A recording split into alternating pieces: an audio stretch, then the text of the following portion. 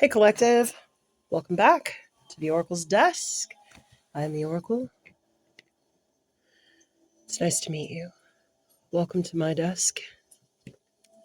This is where energies flow to me from everywhere. and I try to decipher some of them. I don't do all of them for you, but I do a good bit. Try to see what's going on in the world via the desk. If that sounds interesting to you, grab yourself a delicious beverage. Come sit next to me. Closer, a little closer.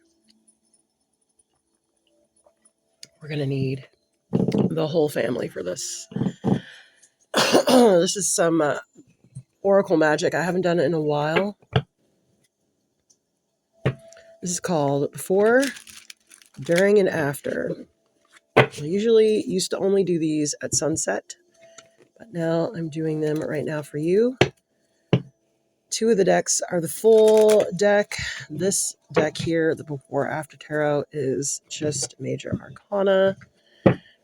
And we're going to try to predict something that's going to happen using this and some charms. I haven't done this in a while, and I've never done it on camera before. So if that sounds interesting to you, hit the thumbs up, stick around for a little bit. And let's get... it was High Priestess, wasn't it? Let's see if it'll come out during a shuffle. I like to do the in-between first.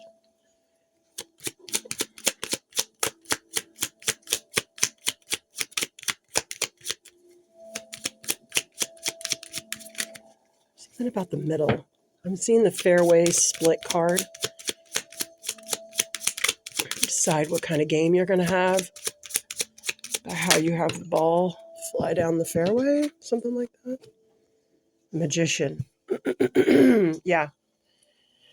How are we channeling our power? The Magician and the High Priestess.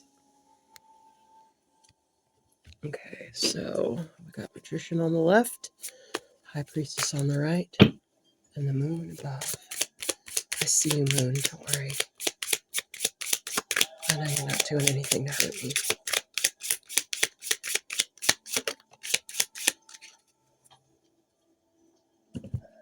Okay, we have a before, and then we'll get an after.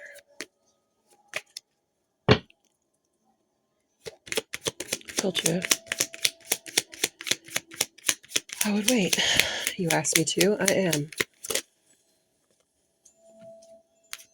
Plan coming. Okay. So the High Priestess is waiting. There's the Sphinx. He's one of our guards.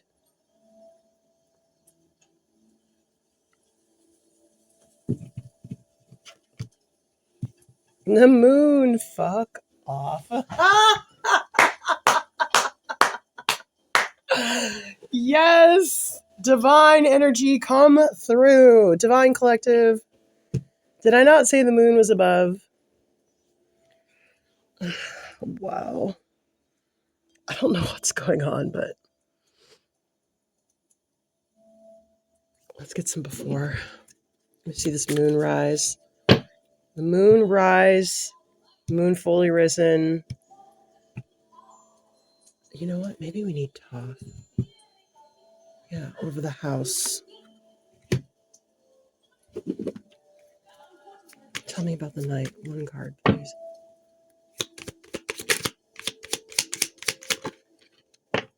Okay. She's waiting for the moon to decide where to go.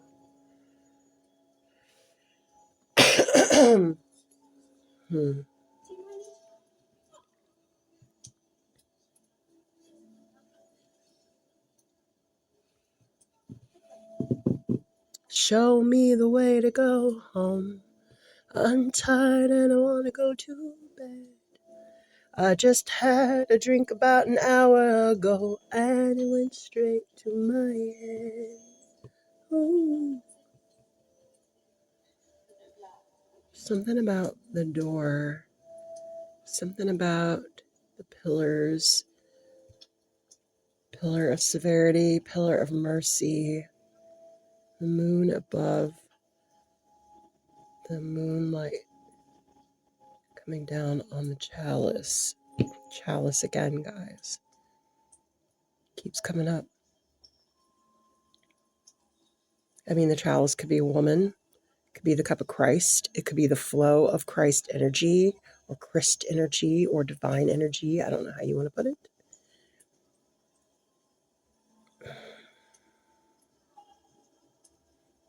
It's magic. You know what, though?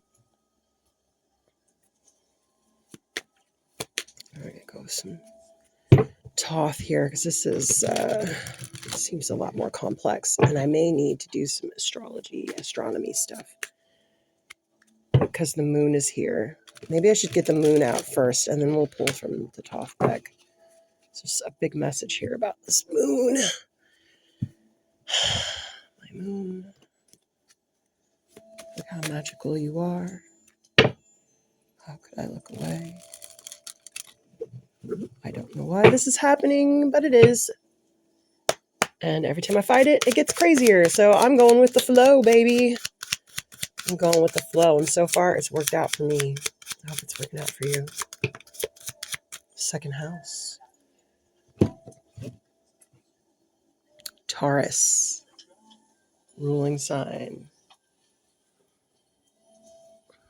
Material, physical experience, work, income, money, assets, property, self-esteem, value, the five senses, habits.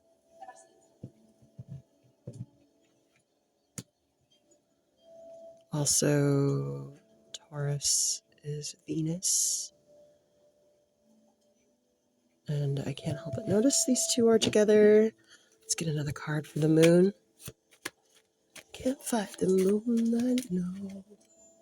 You can't fight it. One more, please. Explain this. Help me pull this together. The first house.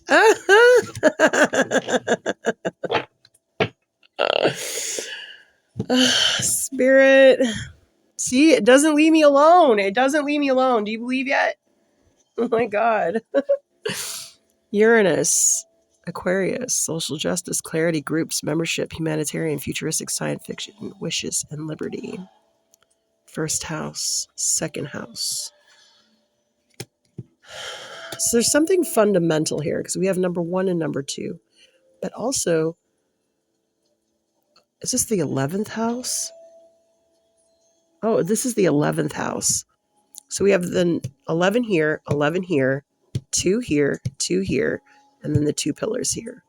I'm just saying. And 2 pillars in this moon card. So this is very structural. This is very foundational. We have the triple moon here. We have the high priest and high priestess and the magician.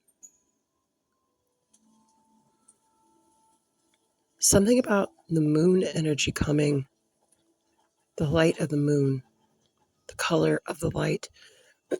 Something is bringing down zeros and ones. Very specific things that we can't read. Hit subscribe.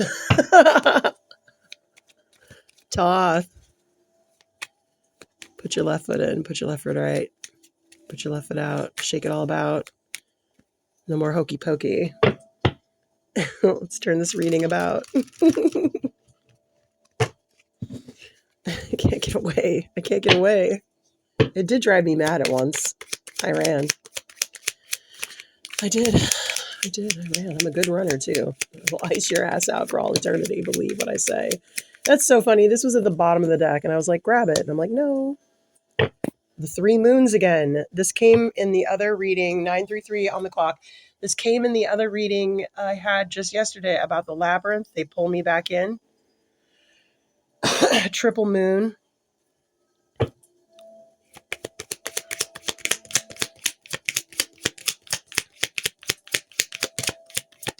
What is this? Venus and Scorpio. The cup again. the cup again. You got to do something magical with this damn cup. And look, there's a crab in the cup.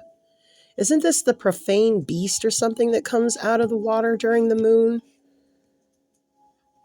It's also coming out of this cup. And I thought it was a fish. Oh, wait, no. You know what? That's the knave. This is the knight. Okay. One more card, please. There's a peacock on here, too. So showing off is definitely going to be called into order. Happiness. Wow. Okay. I love that. Who doesn't want to be happy? In the second house. Something about going for justice. Humanitarian. Science fiction. What are you cooking up? These nights are made. These lower energies are working something. They don't understand they're working it. They're being guided by just energy. These are people who are still not really in a magician energy. They're not in command of all the energies. They react within their archetypal nature. They have not let go of the snake's tail and brought on new energy, in my opinion. They have not raised up yet. So there's a reason for this to be here. These are such weird readings, you guys. I swear to God, I'd never gotten such insane readings before in my life. 11:44 on the clock. Okay.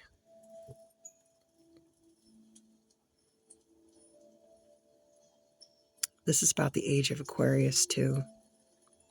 There's a lot of like, this is also giving temple. This is what to do at this temple. This is also giving secret mysteries. This is also giving,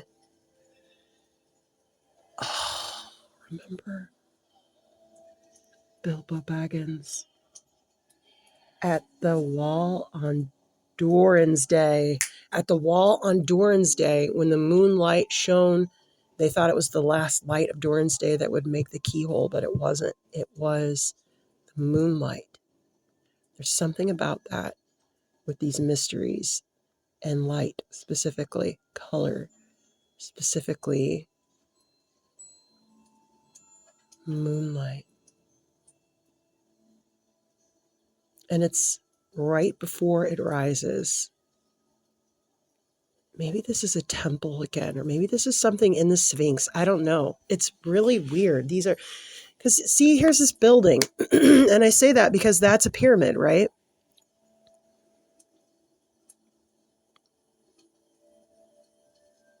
Scorpio's in my Venus.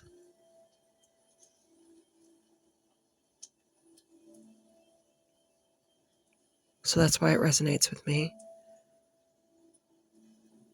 Something foundational here. And then the pyramids. And it's not just about the word happiness. It's about the light shining down. It's also kind of giving like Tomb Raider. And like, you know how they had the lights in the Fifth Element, where it's Aziz light, and they have those like reflective shiny shields, and they bounce light off the shields to light up a room from the surface. There's something about that too. I don't know if we're going to get answers for all this right now, guys. This might be one of those that are just floating around in the ether. There's something about order and how something needs to be done in a specific order. Magician, high priest, high priestess.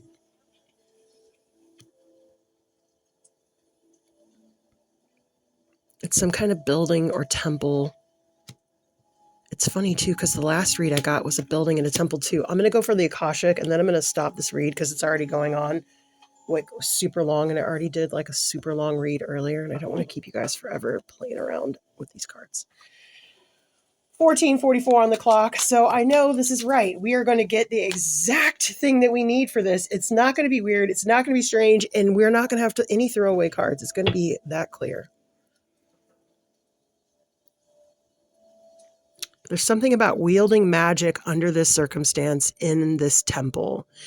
I don't think this is an exterior temple. I think this is an interior temple. And I feel like all three of these readings from today kind of go together. When you are together, you are going to need to understand your viewpoints of the world in order to navigate this magic.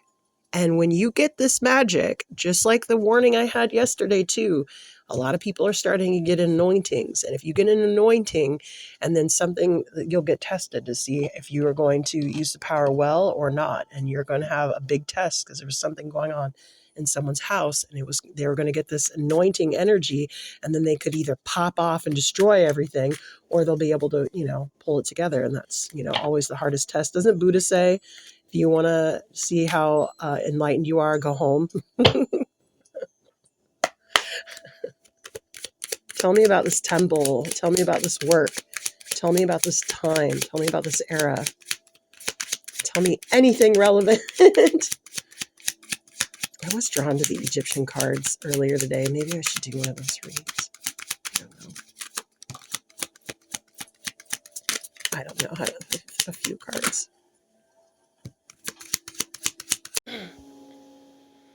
I have made sure that their storage on this phone is empty. I have made sure that there's nothing that can impede or hinder this read. And somehow my camera froze and shut off and went freaking kablooey on my phone while I was making this. So I had to stop whilst I was shuffling. But I have stopped everything right where it was. And at the bottom of this deck, I have Musician, and then Lumeria came up, which is funny, dressmakers on the bottom of that, because I am sewing my clothes right now, collective, and it is Bloomin' Madness. Now, we've got a guard, addicted guard, we have a king, we have a musician, and we have a carpenter. Now, the last reading was all about building something to try, I'm going to leave this face down for now, to try to get a building for magic. So this could be something a king had commissioned in the past. I don't know, but carpentry is here, 104 on this part of the read. Somebody's addicted to guarding this, 111. Like whatever it is, they are determined to make sure that this doesn't get used or understood. I don't know why. There's something here relevant about music that resonates for me, collective. And I keep seeing a weird flashing. I don't know what's going on, but don't worry. I got us covered for music. All right. Are we ready for this last one? It's going to pull it all together. It's going to pull the whole read together at 144. Boom. An accident. Yeah. There was an accident here. Maybe that's why they're addicted to guarding it. Probably because the people who were here last time didn't know what the fuck they were doing. Hit subscribe, collective. I don't either. Okay, but at least I know to have respect, right? So we got a king and a musician here. That sounds like the play is the thing to catch the conscience of the king, which is my favorite thing to say. We have good carpentry work here. We have a good building built. We have a magical thing. Now, if this goes with the reading last time, this is something we are to build. So if this is something you are to build, you are being guided to build it so that you can use the moonlight specifically. This is a two-person approach magic. When this magic comes, you are going to want to use it. I don't want to say in a reckless way. You're going to want to use it, though, and you will be reckless with it because it will be new. And it takes us a long time to understand how our actions affect the things around us, especially those of us who are new to time magic. Hit subscribe. So the person who's going to be standing at this altar needs to be a magician that is about to be ready to be in high priest, high priestess energy. This person, before they stand up, is going to need to have some kind of sacred ritual where they wash There's something here with nature. There's something here with flowers. This ritual, whatever you're going to do, or whatever this thing is, two-person approach. This is not masculine, female, and all that shit. Two people. Yeah, material and physical experience to work these assets properly. You must have the right self-esteem and value, which means resonance. The five senses, control over yourself, 404, and good magical habits. I'll say that. Society, justice, charity, groups, membership. So this, whatever it is to gain, is to benefit the 11th house, not to... It is wishes and things and your happiness, but these ancient things here are to serve the greater good as well. So it's going to be easy to do that because it's easy to know what people want. People want to be left alone and they want to be in peace and they want to make their money. Most people don't want things handed to them. Most people want to see what they can do. They want to see their magic work, right? This is a very interesting read. I am going to leave it here. This energy is... It's already kind of leaving. I feel like maybe one more Lamond, but I feel like if I do that, I'm just going to get the moon. But I don't know. There's something about needing to see that triple moon. Anyway, when you go to do this ceremony or whatever this is, when you get this thing up and running, there are going to be specific rituals and things and petitions that you're going to need to do. Groundwork from the rooter to the tutor, baby. Good luck with this. I hope it's us. This would be awesome if it were. The king and the magician. Although I'm not with the king, I'm with an emperor, and I'm not with him. I'm solo dolo right now. The moon, grand view. Didn't I say? The house, courthouse, watch out for thieves. And didn't I say the moon was going to come out? The grand view collective. The grand view. Look at that energy flow. Let's see if I can get it. There's something about, what do they call, the witches have a thing. They call it, what do they call it? Calling down the moon? Something like that. Into this cup, into this energy here. Right? Moonlight.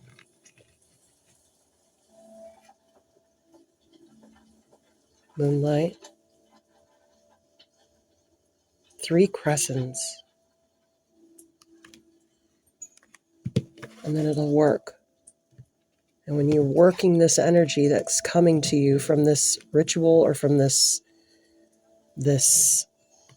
whatever this is, this, what do they call them? The monument. When you're working this energy from this monument, it's unknown, okay? Remember, it's unknown. You want to be in a youthful energy. You want to be explorative, but you also have to have respect, right? You'll have liberty, but also remember that you are in service, okay? You're not just serving your house. Keep a picture of the grand view while it's doing this magic. And just let it be known. I see you, Muse. And I think you're beautiful. And I miss you. I'm going to sing pretty for you today. I miss you much. Little Janet. Can't fight the moonlight, baby.